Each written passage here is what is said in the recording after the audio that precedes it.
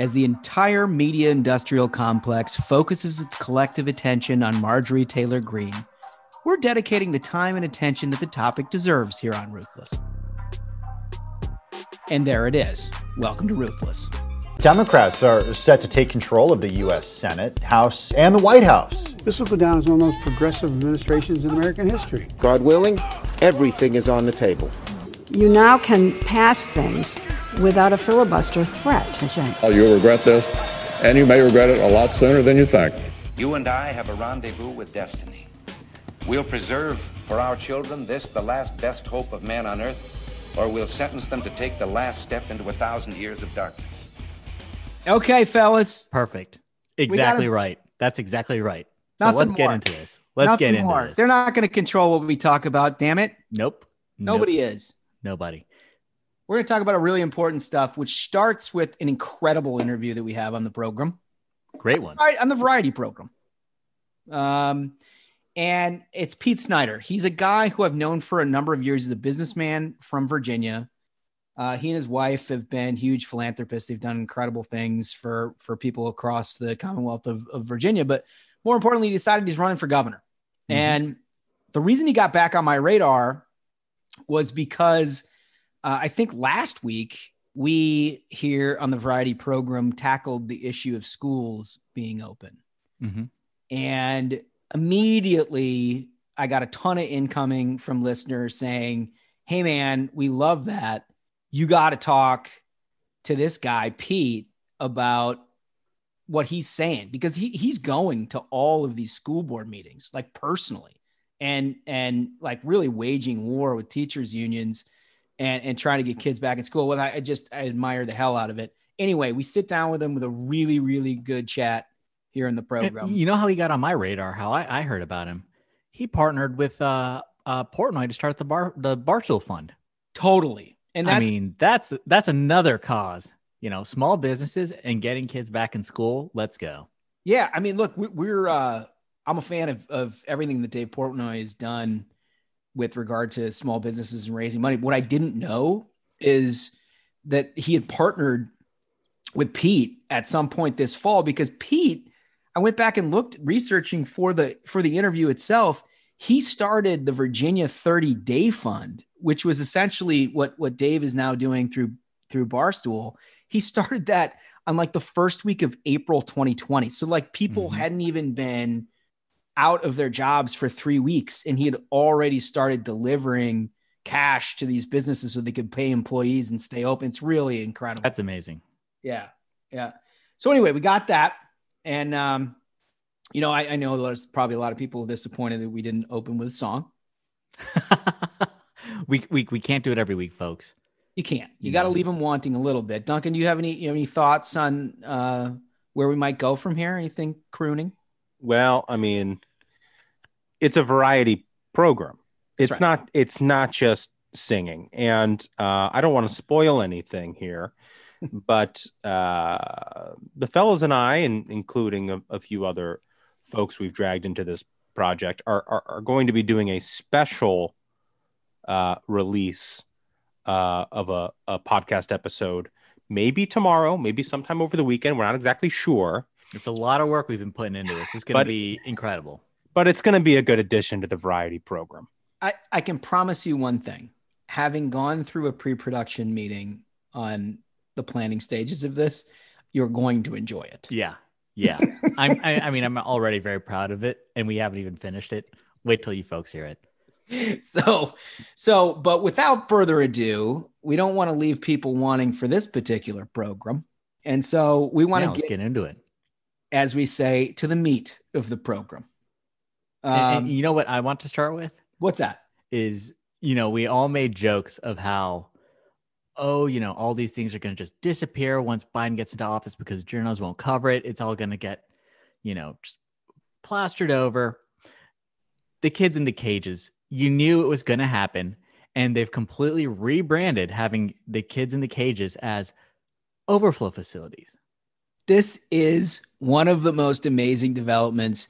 And it just entirely shows you how complicit the corporate media is with the differences in administrations. I mean, regardless of where you're at, you're liberal or you're conservative, the lengths that people go to try to rebrand things. I don't know that there's ever been a more obvious example of the immigration detention facilities. Yeah.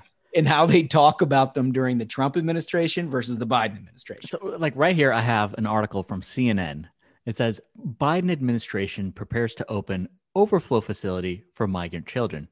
And the article says the Biden administration is opening an Overflow Facility for unaccompanied migrant children apprehended at the U.S.-Mexico border. The federal agency tasked with the children's care told CNN in a statement. I like Overflow Facility because it, it sounds similar to the way my church describes like the excess seating during the Christmas or the Easter service. Yeah. Just a little overflow, guys. Yeah, They came, there wasn't quite enough rooms available. We had to turn some over late in the day. So an overflow facility. We had the cages a bit full, so we made excess cages, which we're referring to as Overflow Facility. But also, we're talking about unaccompanied minors, otherwise known as family separation. Correct. And it's funny. It's like, but the best memes I saw, M. Brassenstein, if you're not following him on Twitter, the guy's a true artist. The memes about this have been incredible. Like, it was Biden who helped set up this policy back in the Obama administration. Then he runs on saying we can't have kids in cages, and now he's expanding it. Like now there are overflow cages. It's just such a perfect example, and we talked about this previously on the podcast with the issue of coronavirus, where Biden runs for a year saying day one we are going to stop this. We are not going to shut down America. We're going to shut down the virus. He gets in office within 48 hours. Well, you know what? We can't change the trajectory for 3 months. Can't do it, guys. Can't do it. Was that on the 3-point plan? I missed that somewhere. That was in there, right? But it's the same thing here. It's like, turns out when you got caravans coming from Central America and you got unaccompanied, kids coming to the border, it's a little bit more complicated. Yeah. When you're in charge. Well, they told us that the caravans were fake, right? This is a ginned up Fox News issue to try to create attention for Republican policies before a midterm election, right? They didn't really exist. Right. It didn't really exist. But now, in addition to the Overflow Facility, this is another little vernacular change that I really appreciated. I got from Yahoo. So Yahoo News does, which, don't read it. It sucks.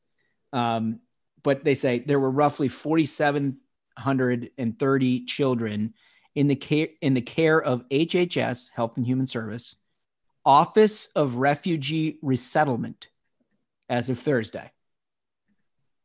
Kids in cages. Yeah. Kids in cages. Yeah. The resettlement? Oh, it's a resettlement program. Yeah. Yeah. Well, you got to resettle them into the overflow cage. So it's just so wildly offensive because of the outrage, Yeah. Are we going to forget that the Obama administration literally created all of these policies? Mm-hmm. Blamed them on the Trump administration, and now are reincorporating them in the Biden administration and called by a different name. Yeah, I'm old enough to remember every celebrity in Hollywood crying on Twitter about, we're better than this. We can't have kids in cages. And then they're all just like, they saw the fireworks, Biden's elected. All right, the kids are in cages. It's okay. They called them concentration camps. Yeah, they did. Now we have overflow resettlement for children. Good job, they had Biden. AOC down at the border. Remember the whole big sort of production out of the whole deal? The issue, it was such a massive issue. Just really the outrage that they got, and they just pushed on the public. They're like, Trump did this. Trump caused it. Trump built these cages. Now, let's take shots at the other our podcast on the left, Pod Save America, who tweeted out that picture of their this is not who we are, of a kid in a cage. And then people did the image search on that. And it was a kid in a cage from Obama's time when they were working for him. I was like, wow, that's it in a nutshell, folks. The ultimate boomerang tweet. It's so bad. But they have, it's not just this issue. It's every issue. It's everything that they're dealing with, from coronavirus, as Duncan mentioned, to the immigration issue. Mm-hmm. Basically everything that this administration is encountering, it's undergoing a rebranding effort that doesn't change much in terms of the policy, but tries to make you feel good about it. You know, scary, like, think about this. Like, think about how the media has been doing this, how the media did this for all of 2020, you know, where they decided they're going to be, you know, essentially the Dem super PAC. They're going to do everything they can to make sure Trump isn't reelected. And they join together to make sure the Hunter Biden story isn't covered. It's scary how heavily they weigh in and they back them up. And every, you know, Jen Psaki press conference is basically them, you know, hanging out with a friend. It's not like they're actually there doing their job. You remember how many of them were trying to get book deals by jumping up and shouting questions like at Jim Acosta. You're not seeing that anymore, folks, are you? No. It really is something. But, you know, I will say the pieces that they found the most offensive of the Trump administration, they are continuing under a different name. But the things that they are doing over the first 2 weeks in terms of executive orders run in complete contrast to the narrative about Joe Biden, about what his administration would do, about how this was sort of a moment to change the tone. And he was a kind of caretaker of American democracy. Yeah. The guy's a goddamn radical. I mean, and I don't know if it's Joe Biden or if it's his staff or what it is, but when one of your first acts is to eliminate 11,000 jobs in the heartland of this country amidst a pandemic, and you do it with a stroke of the pen and no remorse whatsoever, you're a monster. You're a monster. And when you do it solely for ideological reasons, it makes it so much worse. It's not like you weighed the balances of like, these people need food on their family's table. These people, you know, I may not like what they're doing, but gosh, we're in a tough economic time. He just like came in. No, Tom Steyer told me to do it, and he gave me billions of dollars in my super PAC. So here we go. And it's fine because when Biden was running, he was like, oh, you know, Trump is a tyrant. You can't rule a country with executive orders and, you know, not reach out to Congress to accomplish these things. Trump had what, like, I think 5 maybe executive orders, and Biden's 27 already. Yeah. Absolute hypocrisy. It's terrible. But it extends beyond this too. And I actually get a kick out of this because, you know, I've been doing this a little while and I've watched 3 different administrations come in, and they all handle the first 100 days differently. But the goal is the same. You win a big election. You want to capitalize all of the political capital that you've raised in the winning of that election to try to do something big early that you promised voters that you were going to do, and just get it done, because the political capital runs out quickly, right? You burn it. Obama, he did Obamacare. That was what they chose to do, right? They got it done. It cost them the House in the midterm, but they got it done. You know, our healthcare system will probably be forever damaged as a result, but they did it. This guy, he gets in there, and they are doing on a entirely partisan level COVID relief. Yeah. 80% of America agrees that there's COVID relief. Do you know how easy COVID relief is to do on a bipartisan basis? I mean, Trump and McConnell got COVID relief done twice with 80 plus votes.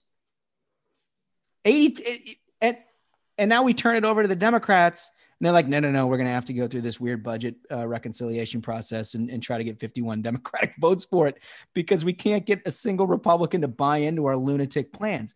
I mean, they're, like I said before, they're just trying to, like, they said it, you know, when people tell you who they are, believe them. They kept saying, we're going to rebuild better, which is that's just fancy talk for Green New Deal. They have their policy list, and they want to sneak it in under the cover of, we have to pass this now. It's COVID relief.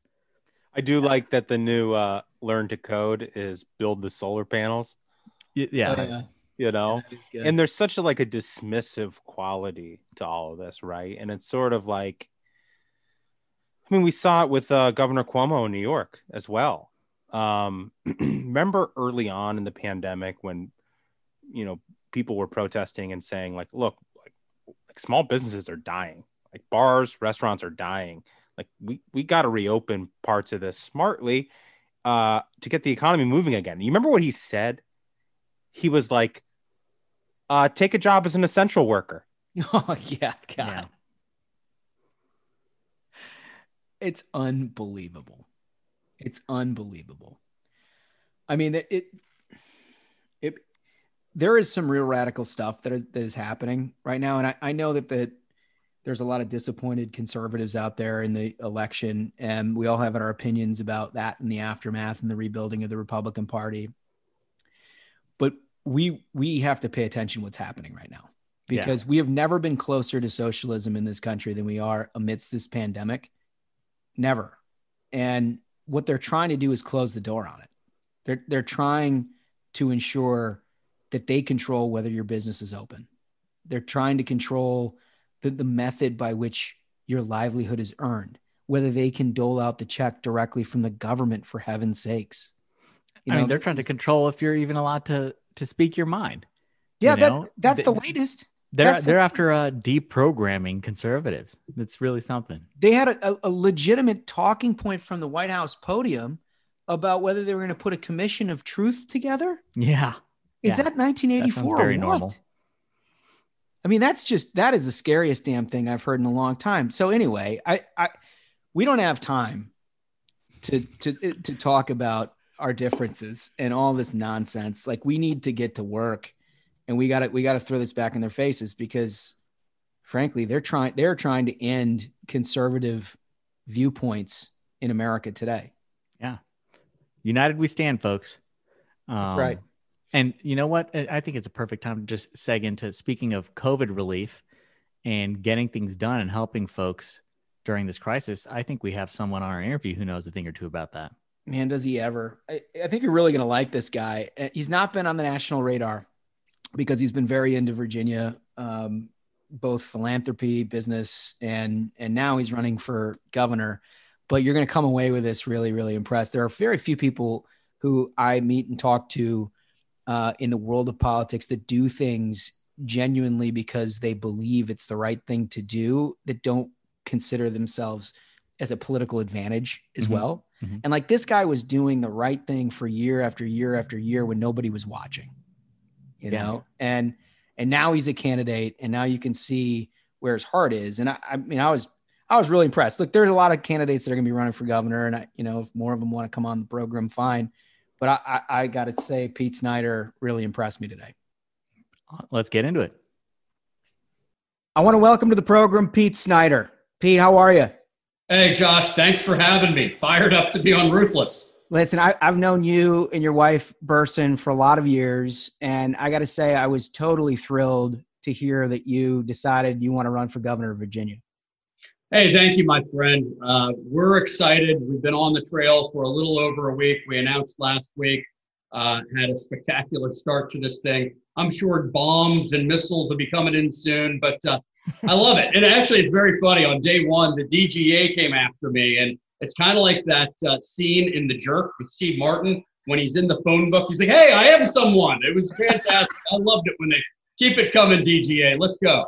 You must be doing something right if you've gotten their attention, right? Absolutely.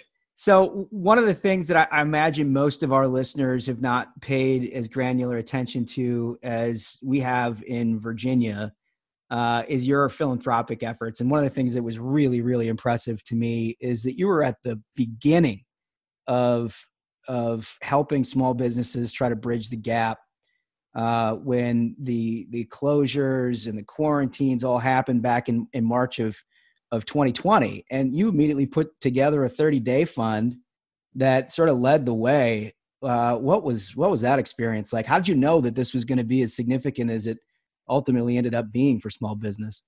Josh, I'd love to lie to you and say we knew it was going to be the most significant thing for eons. We didn't. We were in the worst possible place you'd ever want to be when this pandemic broke out. Worst place, guarantee you, which is Disney World with our 5-year-old daughter, elbow to elbow with tens of thousands of people from all over the world, and about a third from China. And, we saw that Wall Street shuttered. March Madness was canceled. The world was going to be shutting down. We hightailed it out of Orlando back to Charlottesville. We took a look around and said, how do we help? What is going on? Burson and I don't have medical degrees or backgrounds, so we were virtually useless in helping out the front lines of what was happening. But we know a thing or two about small business. And also, Burson's 15 years on Capitol Hill really came into play because she took one look at the CARES Act. I mean, Josh, we know oftentimes Washington's up to no good, right? Every once in a while, there are good intentions that are happening, and let's give it to the CARES Act. It was well-intended $2 trillion being pumped into the economy. But Burson looked at it and said, there is no way that is getting to the people who truly need it in time. And, the dirty little secret of small businesses is they're not sitting on a year of cash reserves or even 6 months. Most folks have about 2 weeks in the bank and then they're screwed. So we knew that it was going to take way too long and people were going to be dying on the vine. So we got some friends together and pooled a little bit of money and said, how do we give people a lifeline? In this case, it was in the form of a $3,000 fully forgivable loan grant, if you will, just to help them keep the payroll going, keep the lights on, pay the rent till hopefully in a month or so we get through this thing. And when you're dumb enough to name your nonprofit the 30-day fund, right? You think you're only going to be around for, 30 days, 45 days. I mean, whatever happened to 2 weeks will flatten the curve. None of us thought that this was going to be going on for the better part of the year. But, we are now 11 months into this thing, and I am proud to say we have funded and helped save over 900 small businesses in every single corner of Virginia, all around the Commonwealth. And, I think even more significant, I'm a tech guy, so we decided to open source what we do. And I got to give a shout out and credit to Nick Ayers, who's a friend of both of ours, who said to me, Pete, why aren't you open sourcing this? I mean, this is your DNA. You're a tech guy. Why not? So we did, and it has popped up. We've helped people start it in Arkansas. Sarah Sanders went gangbusters on it there. Pennsylvania, New Jersey, Mississippi, Georgia. So we've been helping in a lot of states. And then in December, a guy named Dave Portnoy, who many of us know, who is the founder of Barstool Sports, went on Tucker Carlson. And, I like to believe, Josh, that I've been a strong advocate for speaking up for small business and the plight of folks. But I got to give credit to Dave. No one has articulated it better than Dave all year long. And he went on Tucker and said, I'm going to put my money where my mouth is. We're going to start a fund. He got flooded with applications, flooded with money. And about 12 hours later, we heard from Barstool's parent company. And they basically said, hey, look, you don't know us, but we've been watching you. No one's been doing this better. How about we partner? So the Barstool Fund runs through 30-day fund, and they're our partners. And, in about 10 months, we've raised north of $40 million, all going to small business. Every single dime of it. It's a zero overhead operation. Burson and I cover the costs of staff and kind of getting the work done. And we're just getting started. I mean, we've helped save 2,500 small businesses all around America. Unfortunately, this thing isn't ending, and we're going to be around as long as people need us. Yeah, that's great. And it's a perfect example. But look, there's a lot of people running for office who try to do the right thing in public. And this is a perfect example of somebody like yourself and your wife who are doing the right thing when nobody's looking. And so I thank you for it, because we've watched sort of friends and neighbors and people throughout Virginia struggle with this. Our favorite restaurants, our favorite little shops, things that have taken generations to build, basically go away in the blink of an eye. And you've been standing there helping them out. So we really appreciate it. No, thank you, my man. It's like, what you just said is true. There isn't a single person listening to this podcast right now that doesn't know a small business owner who's been struggling, or someone who went under, or worked for a business and got laid off, or, you and your wife lose your favorite joint that you'd go to around the corner because they just couldn't hang on. It's happened to everyone. Yeah. I just hope Dave didn't put the proceeds in GameStop, because I don't feel like that went that well this week. I know Smug is laughing about that. Where the Empire Strikes Back. I'm telling you, I always bet on the little guy. I'll bet on the Reddit Raiders over the institutional SOBs any day of the week. Oh, that's good. That's good. I'm glad to carry that flag with you. Smug will give us hell, but that's the right thing to do. So one of the things that I really wanted to touch on with you, because I know you're really passionate about it, and it actually got me out of my seat last week on this program, is schools. And Virginia, for whatever reason, seems to have a particular problem that is now getting national attention. But you've been on this for a long time. It seems like a real centerpiece to your campaign. these school boards that are entirely beholden to teachers' unions have just time and time again decided that the well-being of our children has come deeply secondary to whatever sort of power they can consolidate amongst these teachers' unions. And the result has been nobody's in school. Josh, it has been absolutely horrific what's been happening in Virginia. You know, the vast majority, probably about 95% of the public schools a year into this pandemic are closed, absolutely closed. Some offer hybrid and some are trying to open up to that. But there is a stranglehold going on right now through the quote unquote Teachers Association. We don't have unions in Virginia, but it's the same thing. And the teachers union calling all the shots. And the problem is we have a feckless governor who got caught in a horrible and mortifying scandal a couple of years back and has sold his soul to the woke crowd so that he could survive.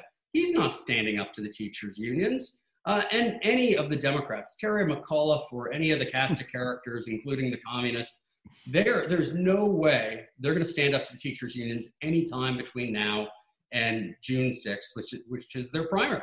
So, you know, you have these, if you look at Loudoun County, Fairfax County, Arlington, Alexandria, you know, Rona, all across the Commonwealth, our kids are being locked out of school. And there is an uprising happening right now. There is a movement, an Open Our Schools movement that is taking capture all around the Commonwealth. I was in Loudoun County last night at a school board meeting. I don't know, average school board meeting, what? You'd probably have 20 people showing up, right? We had over 300 waiting in 20-degree weather so that they could speak. Wow. And I was out there encouraging folks. Obviously, opening our schools is my number one issue. We are putting resources into the game. Burson and I and a handful of friends have funded to the tune of 6 figures the open movement in Fairfax County. And we're going to be holding obstructionist school board members responsible. So we're going to be recalling those who are getting in the way. We're starting in Fairfax, and guess what? We're going to go all across the Commonwealth with that. And, you know, an operative may say, hey, Snyder, why are you doing that? I mean, you're running in a convention, you need to win the nomination, then you need to, you know, win in November. Why are you focused on this right now? The fight is right now. Forget about November. You know, the fight is right now. We need to force and make these people do their jobs. And the secret here is teachers actually want to get back in the classroom. You don't do your job. You don't become a teacher to make tons of money. You know, you go join Smug on Wall Street and do something like that. But no, you do it because you love teaching. You love being in the classroom. You didn't sign up to be an IT administrator over Zoom. Right. Not at all. So we're trying to give a platform and a voice to those who really feel unseen and unheard right now. And Josh, you know, you have watched candidates work lines 1,000,001 times, right? Right. And we all know what happens. Probably about 80 or 90% of the people in the line don't want to be bothered. They tell you to buzz off. And, you know, you'll get 1 or 2 or 3 that actually talk to you. Every single parent and student in that line wanted to talk. Yeah. Every single one. And it's not because of me. It's because they wanted to tell their story. They have felt shut down and not listened to. And they were coming there standing in the cold so they could say their piece. They pay their tax dollars. They care deeply about their children, and they want to get them back in the classroom. It was heartbreaking. Yeah, it's, you know, it's interesting, Pete. I've watched some of the folks in my neighborhood, right, where very easily classified as the woke left, right? These are folks that are committed progressives, good people, but they're committed progressives. I disagree with almost everything, and there has been just this awakening in the last 6 months that, you know, perhaps their view of the world in terms of this top-down governmental picking winners and losers type operation isn't exactly working out for them. And there's no better issue that highlights that than the fact that they can't get their kids educated, you know, and trying to figure out, I mean, trying to figure out how to provide curriculum to your kid while you're holding down a job. I mean, that is a very desperate situation. So when you say that you're hearing people that are wanting to share your story, I think this is a game changer in Virginia politics. I really do. Josh, mark my words, and this is not bravado. We're going to win this nomination, and we're going to win in November, and it's not because of me. It's because of this issue. It's because people feel unseen and unheard by government. Government, we had the worst crisis that we faced in over 100 years. And guess what? Government failed. At every level, government failed. And in Virginia, especially, we were nearly last in testing for COVID when people were trying to figure this thing out. Our shutdowns and haphazard, ham-handed decisions that treated Bristol, Virginia as if it's Fairfax, destroyed businesses. We were, up until a day or two ago, 50 out of 50 states in administering this vaccine. Our neighbors next door, our sisters at West Virginia, were number 1, and Virginia is 50. I mean, it's absolutely crazy. And this is, we have the only physician governor in America. Yeah. What happened to that? Yeah, I mean, let's take our R hat off and take his D hat off. If Hollywood were writing a script about who could be the action hero, the superhero in this whole thing, wouldn't it be the only physician governor? He knows science. He knows government. He lifts his state up and leads America. Unfortunately, Ralph Northam has zero leadership skills and zero back. And now that's why our schools a year into this are still closed. That's why I'm running for governor.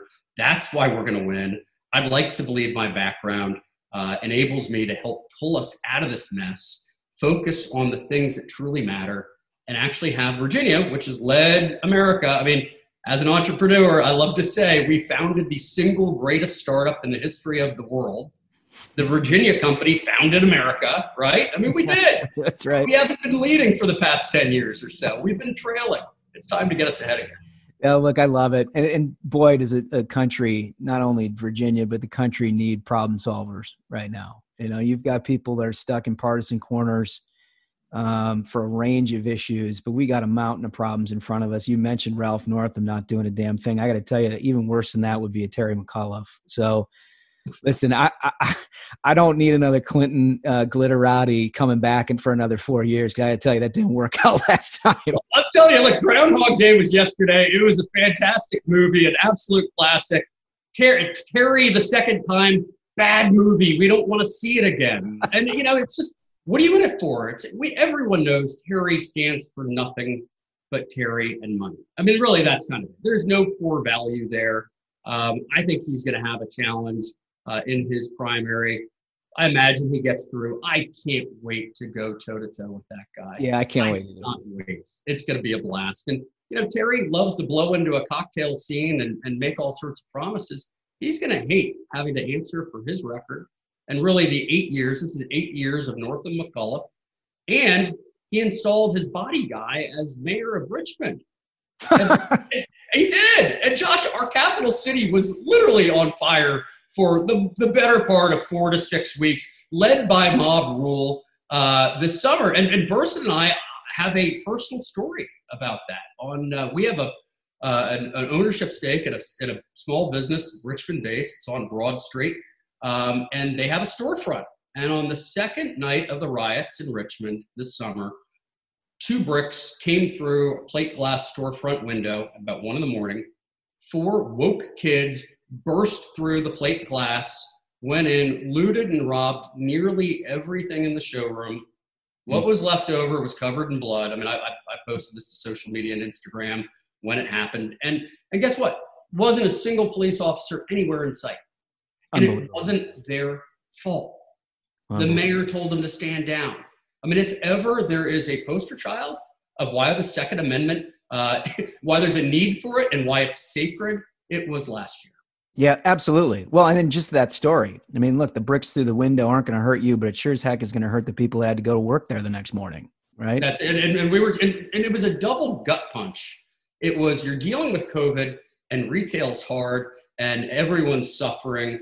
And then you have that happen. We actually, through Virginia 30-Day Fund, had to double fund at least a dozen companies that we helped out stay alive during COVID. But guess what? They got ransacked and looted. We had a restaurant owner in Richmond. Their entire bar, of course, the top shelf stuff was taken. They ruined her plate glass window. And she said, Pete, I'm just trying to survive. Yeah. And this happens to me again. So we earmarked $100,000 to help out folks that were doubly hit. It's awful.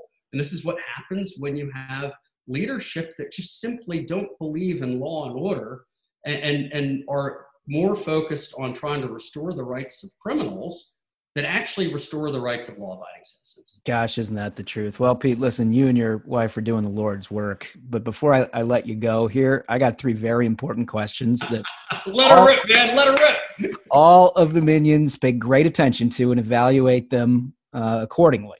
The first one, the very revealing question about your appetite, which is if your last meal on earth was prepared for you, what would it be? So the great thing about last meal on earth is I get to have as much of anything as I want, right? I mean, this is unlimited. Right. So we're going to twofer here, okay? I'm going to have Mom's spaghetti casserole. No, I'm not Marshall Mathers, but it's Mom's spaghetti casserole. It is like straight out of 1978, Velveeta, layers. It's just fantastic. But then I'm also going to have dry ribs from the barbecue shop in Memphis, Tennessee, where my bride's from, slaw and beans on the side. And then also a half and half. I'll get half sweet, half unsweet iced tea. The best part about this is how much thought you've put into exactly what it is that you'd get. Oh, come on, man! This is end of days, and I'm getting. Oh, I forgot the key lime pie at the end to top it off. Boom. That's brilliant. There's some specificity there that we don't get with everybody. I like that. Plan, brother, a plan. All right. So this question, I feel like just sort of misses the mark with you because you just explained to us what it is that you do and how you're involved in your community. The question is, if you weren't involved in politics, what would you do? I feel like we kind of already know. I think you do. And this is the straight up, honest answer. The best job I ever had in my life was co-founder of the Virginia 30-Day Fund. I loved it every single day. Never worked harder, but it was the most rewarding job I ever had. And if you told me, Josh, in 2019, hey, Snyder, guess what? You're going to spend the better part of next year running a nonprofit. I would have thought you were insane. Not that I wouldn't have wanted to help, but running? Are you kidding me? Right. It was the most rewarding work, and it was led on target every single day. You knew there was an acute problem that you had an acute solution for, and it was making a difference every day. Probably, 60% of the conversations that I had, I called every single one of the 900 plus small business owners when we funded them, every single one of them. And 60% of the time they wound up in tears. That's got to be the most rewarding call of all time, by the way. Oh my word. And then I turned into a softie because I'd keep it together, probably at 4 out of every 5 times. And then by the 3rd or 4th week of doing this, I'd come up to the house from the office and first of it, did you cry again today? You cried again, didn't you? But I loved it. I absolutely loved it. And hopefully we have a lot more work to do with it in the future. Yeah. Well, gosh, we thank you. Here's the last question. What motivates Pete Snyder more, the thrill of victory or the agony of defeat? So look, as an entrepreneur, you have to be an optimist, right? I am an optimist at heart, so you have to be an optimist. That's why it's agony of defeat. I am petrified of bankruptcy and failure, and whether I'm in business or on the campaign trail or even in the gym, it's like to crank out an extra rep or two and do an extra mile. It is like I have like demons inside of me that I'm running from. You can't fail. That's it. It's agony of defeat. Listen, Pete, I got to tell you, thank you very much for joining the program today. I feel like we got a lot out of this. I think people are going to support you, your campaign. I wish you nothing but the best of luck, my man, because this is a really, really important election. Not just, before I let you go, the results in off-year elections in Virginia and New Jersey over the last 20 years have paved a very, very big road into what politics looks like thereafter. And if you can figure out how to win this race, it is the resurrection of the Republican Party, my man. Josh, we are going to win this nomination. We are going to win this race, and it has nothing to do with me. It's what government has done and how they failed, how they're locking our kids out of their schools and destroyed the hopes and dreams of so many and what they did to small business. That's going to carry us to the finish line. That hopefully will be a roadmap ahead for all of us. And I know at the end of something like this, I'm supposed to plug my website and ask for donations. Here's the deal. If you know someone who's hurting, have them go to va30dayfund.com. If you have a little bit of, if you did get the upside of GameStop and you have some left over, and you want to give it to Virginia 30 Day. I'm gonna do all my fundraising calls. We're gonna do everything we need to do to win this campaign, but help out those in need. Okay. What a refreshing voice, Pete Snyder. Thanks for coming on, pal. Thanks, brother. Thanks for all you do. Yeah, great interview. Impressive guy. He really is. And I'll be honest. I think that there's a special thing happening across this country with a renaissance of people who had considered themselves maybe not woke, but certainly liberal. And they viewed everything through a democratic lens, who are seeing what's happening to their children and their communities and saying, like, this doesn't work. Yeah. This doesn't work. And Pete's tapping deeply into that. I mean, he's heard in this interview, he's meeting with people that are just looking for answers. And I think if there's a roadmap back for Republicans, he might very well be drawing it right now.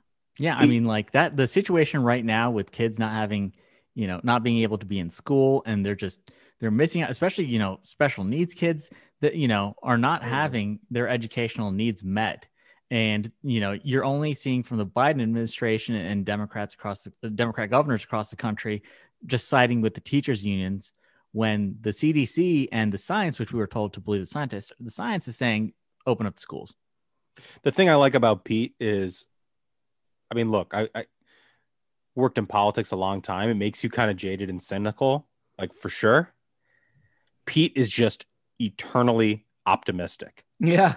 Like disarmingly optimistic, like, you just like can't believe the guy could be so positive. It's so true. And so like, it's sad, right? But it's true. Yeah. And so like to take on this issue of the schools and go out there and talk to rightfully so, angry parents, and say, I'm going to run for governor in Virginia. I mean, you just got to be a positive person with a great outlook to like take on that huge challenge. Oh, and Republicans have gotten their doors blown off for like 3 straight cycles, right? I mean, he's running into an absolute headwind and he's doing it with a smile on his face. It's so funny that you say that, Duncan. The first time I ever met Pete, I was like, this guy's got to be faking it. There's no way he's this positive, right? Yeah. But he is, he is, and he's doing it anyway. A big part of what we're trying to do with the Variety program is provide a vision for what the future looks like. And I think we've did that with Daniel Cameron. Pete is certainly fits the bill for that. And that's what we need, folks. We got to keep moving forward. And I think that's where we wrap this one, right? That's another solid episode in the can. So until next time, minions, keep the faith, hold the line, and own the libs. Stay ruthless.